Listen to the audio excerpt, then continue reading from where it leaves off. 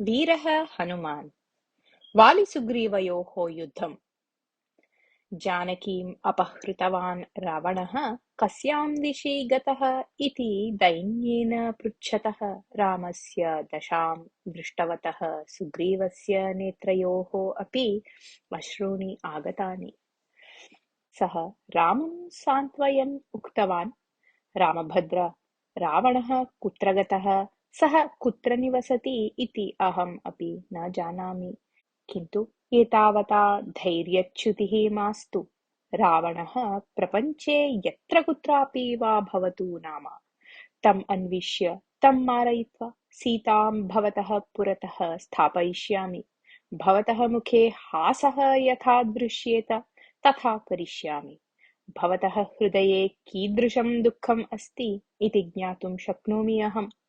भवतः मम च समाना परिस्थितिः। प्रियाविरहजं दुःखं माम् अपि दहति। तथापि अहं स्थैर्येण तिष्ठन् दुःखं सहमानः अस्मि। भवता अपि आत्मनि स्थैर्यं पूरणीयम् इति। सुग्रीवस्य सान्त्वनवचनैः किञ्चित् दुःखोपशान्तिं प्राप्य रामः वस्त्रेण अश्रूणि मार्जितवान्। अनन्तरं सुग्रीवम् उक्तवान् सः, प्रियमित्र, भवता योग्यं वचनम् उक्तम्। विपत्तिकाले पण्डितानाम् अपि बुद्धिः मलिनी भवति। भवान् मयि कर्तव्यप्रज्ञां जागरितवान्।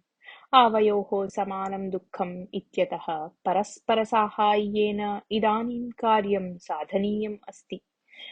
सीतायाः अन्वेषणे भवान् यथाशक्ति प्रयत्नं करोतु। भवान् राज्यं पत्नीं च यथा प्रतिप्राप्नुयात् तथा करिष्यामि अहम्। वालिनं यमसदनं प्रेषयिष्यामि। मम धनुषः निर्गतः बाणः, मम मुखात् निर्गता वाची च कदापि अन्यथा भवितुं न अर्हति। अतः वालिविषयिणीं भवतीं विस्मृत्य भवान् निरातङ्कं तिष्ठतु इति। रामस्य वचनस्य श्रवणेन सुग्रीवः तस्य मन्त्रिणः च नितरां सन्तुष्टाः। सुग्रीवः रामं पुनः उक्तवान्, मित्र, भवतः सामर्थ्ये मम विश्वासः अस्ति, किन्तु वालिनः प्रतापं कोपं च प्रत्यक्षं जानामि खलु अहम्। अतः मम महती भीतिः। तस्य कोपः नितराम् उग्रः। केनापि उपायेन मां मारयितुं सः प्रयत्नमानः अस्ति। मम मारणार्थं बहवः वानरवीराः तेन नियोजिताः आसन्, किन्तु अद्यपर्यन्तं मया सर्वे अपायाः दूरीकृताः। हनुमदादयः विश्वासार्हाः मन्त्रिणः मया सह सन्ति इति तु मम सौभाग्यम्। ततोपि मम रक्षणे सदा जागरूकाः। किन्तु उपरि लम्बमानस्य खड्गस्य अधः कियत्कालं वा निश्चिन्ततया स्थातुं शक्येत? सद्यः तु एषः पर्वतः मम आश्रयः अस्ति, किन्तु अग्रे कथम् इत्येव मम चिन्ता इति। सुग्रीव, वाली लोके तावत् जीवति यावत् सः मम दृष्टिपथं न आगच्छति। तस्य अन्तिमः क्षणः सन्निहितः इति भावयतु। मम एकः सामान्यः बाणः तस्य मारणार्थम् अलम्। अतः एतद्विषये अधिकं दुःखं मास्तु भवतः इति उक्तवान् रामः। तदा सुग्रीवः वालिनः बलातिशयं वर्णयन् उक्तवान्, राम, भवतः सामर्थ्यम् अधिकं स्यात् नाम, तथापि वालिहननं तावत् सुकरं न, यथा वयं चिन्तयामः। वाली सूर्योदयात् पूर्वं चतुर्षु सागरेषु स्नानं करोति। पर्वतशिखरप्रदेशान् गत्वा महाशिलाः उन्नीय उत्क्षिप्य गृह्णाति सः। महतः वृक्षान् उन्मूल्य स्वशक्तेः परीक्षणं करोति सः। अजेयं शतगजबलयुतं दुन्दुभिराक्षसम् एव लीलया मारितवान् अस्ति वाली। दुन्दुभिः पराक्रमेण अद्वितीयः आसीत्, अत एव मदः अपि अतुलः। महिषरूपः सः कदाचित् समुद्रराजसमीपं गत्वा तं बाहुयुद्धार्थम् आहूतवान्। तदा समुद्रः, भोः, भवता सह युद्धं कर्तुं मम सामर्थ्यं नास्ति। हिमवान् पराक्रमशाली, अतः तं युद्धार्थम् आह्वयतु इति उक्तवान्। समुद्रराजः स्वस्य असामर्थ्यम् अङ्गीकृतवान्। अतः जयः मम एव इति चिन्तयन् दुन्दुभिः सन्तोषेण हिमालयसमीपं गतवान्। मदोन्मत्तः सन् शृङ्गाभ्यां महाशिलाः उत्पाट्य क्षिप्तवान् च। एतद् दृष्ट्वा हिमवान् उन्नतस्य पर्वतस्य शिखरे स्थित्वा दुन्दुभिं नाम्ना आहूय उक्तवान्, भवतः पराक्रमम् अहं जानामि। समबलेन सह युद्धं कर्तुं ममापि उत्साहः अस्ति एव, किन्तु अत्र बहवः मुनयः तपः आचरन्तः सन्ति। आज्ञामात्रेण तान् इतः प्रेषयितुम् अहं न इच्छामि। एकैकस्य दर्शने विषयनिवेदने इतः प्रेषणे च महान् विलम्बः स्यात्। अनन्तरकाले चेत् आवयोः युद्धं भवितुम् अर्हति इति। तदा दुन्दुभिः अट्टहासं कुर्वन्, अये भीरो, युद्धं कर्तुम् अनिच्छन् व्याजं कथयन् अस्ति। अस्तु तावत्, भवान् पर्वतराजः। समग्रे प्रपञ्चे पर्वताः सन्ति, अतः प्रपञ्चज्ञानं विशेषतः अस्ति भवतः। पराक्रमेण मत्समानः अन्यः कः अस्ति लोके इति वदतु तावत्। युद्धार्थं मम बाहुः निरन्तरं स्फुरतः इति उक्तवान्। तदा हिमवान् उक्तवान्, किष्किन्धायां वाली नाम वीरः अस्ति। सः भवता सह युद्धं कर्तुं किं भवन्तं मारयितुम् एव सामर्थ्यः। अतः तस्य समीपं गच्छतु, पराजयं मरणं वा प्राप्नोतु। वालिनः पराक्रमस्य श्रवणात् असूयां, कोपम्, उत्साहं च प्राप्य दुन्दुभिः ततः साक्षात् किष्किन्धां गतवान्। नगरद्वयसमीपं गत्वा उच्चैः निर्जनं कृतवान्। तत्रत्यान् उन्नतान् स्थूलान् च वृक्षान् लीलया पातयन्, खुरैः भूमिम् आखनन्, शृङ्गाभ्यां दुर्गद्वारं ताडयन् च महान्तं कोलाहलम् उत्पादितवान् सः। वालिना एतत् सर्वं श्रुतम्।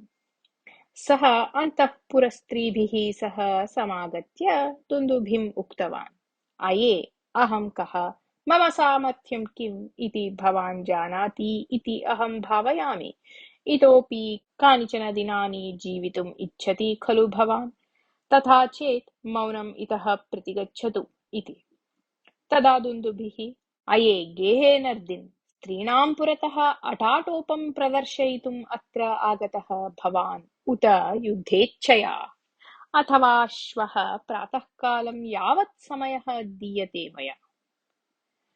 तदभ्यन्तरे आत्मीयैः सह विहरतु, दातव्यं दत्त्वा वक्तव्यम् उक्त्वा सर्वेषाम् अनुज्ञां प्राप्नोतु। अन्तिमतया नगरं समग्रं पश्यतु।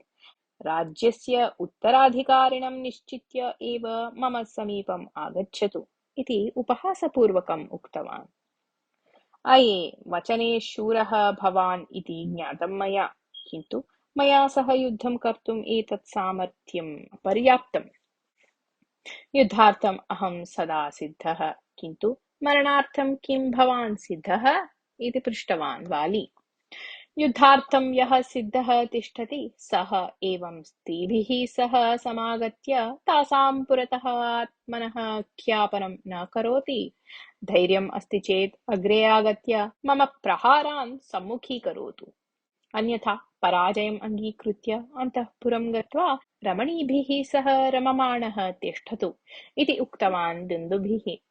तदा वाली क्रुद्धः सन् स्त्रीः अन्तःपुरं प्रति प्रेषयित्वा देवेन्द्रेण दत्तां काञ्चनमालां धृत्वा आगत्य दुन्दुभेः कर्णौ गृहीत्वा उन्नीय परिभ्राम्य भूमौ पातितवान्। दुन्दुभेः मुखात् कर्णाभ्यां च रक्तम् आगतम्। अनन्तरं दीर्घकालं यावत् वाली दुन्दुभयोः युद्धं प्रवृत्तम्। काले गते दुन्दुभेः बलं क्षीणं जातम्। एतद् दृष्टवतः वालिनः उत्साहः प्रवृद्धः। सः दुन्दुभिम् उन्नीय बलात् भूमौ पातितवान्। दुन्दुभिः रक्तं वमन् गतप्राणः अभवत्। एतावता अपि वालिनः आवेशः न शान्तः। सः दुन्दुभेः कलेवरं परिभ्राम्य त्रियोजनदूरे क्षिप्तवान्। एवं क्षेपणसमये दुन्दुभेः मुखात् निःसृताः रक्तबिन्दवः मतङ्गमुनेः आश्रमस्य उपरि पतिताः। आश्रमप्रदेशे पतितान् रक्तबिन्दून् दृष्ट्वा कुपितः मतङ्गमुनिः एतस्य अनर्थस्य यः कारणं सः यदि आश्रमात् त्रियोजनाभ्यन्तरे परिसरे पदं स्थापयेत् तर्हि रक्तवमनपूर्वकं मरणं प्राप्नुयात् इति शापं दत्तवान्। अनर्थस्य कारणं वाली इति जानन् सः वालीभृत्यान् तस्मात् वनप्रदेशात् बहिष्कृतवान्। एकदिनाभ्यन्तरे वालीभृत्याः यदि इतः न निर्गच्छेयुः तर्हि ते शिलारूपं प्राप्नुयुः इति उक्तवान् सः। अतः भीताः वालिभृत्याः ततः निर्गत्य किष्किन्धां गत्वा वालिनं दृष्ट्वा मतङ्गमुनेः कोपं शापं च विस्तरेण निवेदितवन्तः। वाली मतङ्गमुनेः पादौ गृहीत्वा शापम् उपसंहरतु कृपया इति बहुधा प्रार्थितवान्, किन्तु मुनि शापं न उपसंहृतवान्। तदारभ्य वाली एतत् ऋष्यमुखपर्वतं कटाक्षेण अपि न पश्यति। वालिने दत्तः मतङ्गमुनेः शापः मम अनुग्रहाय अभवत्। इदानीम् अहम् अत्र मन्त्रिभिः सह स्थातुं शक्तवान्। पञ्जरबद्धस्य सिंहस्य गतिः जाता अस्ति मम इति। अनन्तरं सुग्रीवः दुन्दुभेः कलेवरस्य समीपं रामं नीतवान्। तत्रैव समीपे 7 सालवृक्षाः आसन्। तान् वृक्षान् प्रदर्शयन् रामम् उक्तवान् सुग्रीवः, पश्यतु एतान् महावृक्षान्। एतेषु एकैकम् अपि एकैकेन बाणेन छेत्तुम् अर्हति वाली। तादृशं पराक्रमशालिनं मारयितुम् अर्हति वा भवान् इति। एतत् श्रुत्वा लक्ष्मणः पृष्टवान्, मम अग्रजेन किं कृतं चेत् एतस्य वालिहननसामर्थ्यम् अस्ति इति भवान् विश्वस्यात् इति। रामः अपि एकेन बाणेन तालवृक्षस्य छेदनं यदि कुर्यात्, यदि वा बाणप्रयोगेण दुन्दुभेः कलेवरं शतयोजनदूरं प्रापयेत् तर्हि अहं रामस्य वालिहननसामर्थ्ये विश्वासं प्राप्नोमि इति लक्ष्मणम् उक्तवान् सुग्रीवः। अनन्तरं सः रामं पश्यन् उक्तवान्, राम, वाली महाबलशाली। अद्यावधि तेन अपजयः कुत्रापि न प्राप्तः। भवतः सामर्थ्यं मया श्रुतं, न प्रत्यक्षं दृष्टम्। अपूर्वाः विषयाः प्रत्यक्षं दृष्टाः चेदेव तेषु विश्वासः उत्पद्यते, न श्रवणमात्रेण। अन्यच्च वालितः भीतं मम मनः सद्यः कुत्रापि विश्वासं न प्राप्नोति इति। तदा रामः मन्दहासं प्रकटयन्, मम पराक्रमं प्रदर्शयामि इदानीम्। एतेन कालान्तरे अपि लाभः स्यात् इति वदन् पादाङ्गुष्ठेन दुन्दुभेः कलेवरम् उन्नीय 10 योजनदूरे पातितवान्। एतत् दृष्ट्वा सुग्रीवः उक्तवान्, राम, इदानीम् एतत् कलेवरं शुष्कं जातम् अस्ति। दुन्दुभिना सह युद्धे नितरां श्रान्तः वाली कलेवरम् एतावद्दूरं क्षिप्तवान् अस्ति। अतः भवतः सामर्थ्यं वालिनः सामर्थ्यम् अतिशेते इति वक्तुं न शक्यते। यदि एकेन बाणप्रहारेण सालवृक्षस्य छेदनं भवान् कुर्यात् तर्हि अहं विश्वासं प्राप्नुयाम् इति। एतत् अङ्गीकुर्वन् रामः धनुषि बाणं नियोज्य सालवृक्षं लक्ष्यीकृत्य प्रत्युक्तवान्। स च बाणः 7 सालवृक्षान् अपि भित्त्वा भूमेः अन्तः गतः कुत्रापि अदृश्यः अभवत्। एतत् दृष्ट्वा सुग्रीवः अत्याश्चर्यम् अनुभवन् रामं साष्टाङ्गं नमस्कृत्य, राम, भवतः सामर्थ्यम् अपूर्वम्। वालिहननसामर्थ्यं भवतः अस्ति इत्यत्र मम किञ्चिदपि सन्देहः नास्ति इदानीम्। अस्थाने मया सन्देहः प्राप्तः यत् तदर्थं क्षन्तव्यः अहम्। भवतः स्नेहं प्राप्य अहम् आत्मानं धन्यं भावयामि इति उक्तवान्। रामः सुग्रीवं गाढम् आलिङ्ग्य, सुग्रीव, वयम् इदानीं किष्किन्धां गच्छाम। भवान् अग्रे गत्वा वालिनं युद्धार्थम् आह्वयतु इति उक्तवान्। सुग्रीवः अनुचरैः सह निर्गतवान्। रामलक्ष्मणादयः किष्किन्धासमीपं वृक्षाणां मध्ये निलीय स्थितवन्तः। सुग्रीवः दुर्गसमीपं गत्वा उच्चैः सिंहनादं कृतवान्। अनुजस्य युद्धाह्वानं श्रुत्वा वाली कोपेन दुर्गात् बहिः आगतवान्। वालिसुग्रीवयोः युद्धम् आरब्धम्। उभौ अपि परस्परं मुष्ट्या ताडयतः, परस्परं नोदयतः, परस्परं पातयतः च। वालिसुग्रीवयोः उभयोः अपि आकारादिकं समानम् आसीत् इत्यतः रामः वालीनम् अभिज्ञातुं न शक्तवान्। अतः सः बाणप्रयोगं न कृतवान्।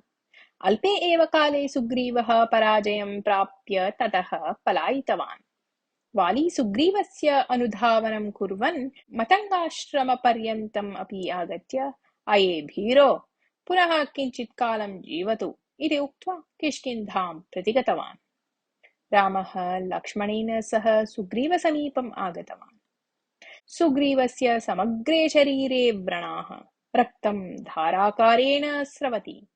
सः अवमानभारेण शिरः अवनमय्य दैन्येन रामम् उक्तवान्, मित्र, भवतः पराक्रमं प्रत्यक्षं दृष्टः मया।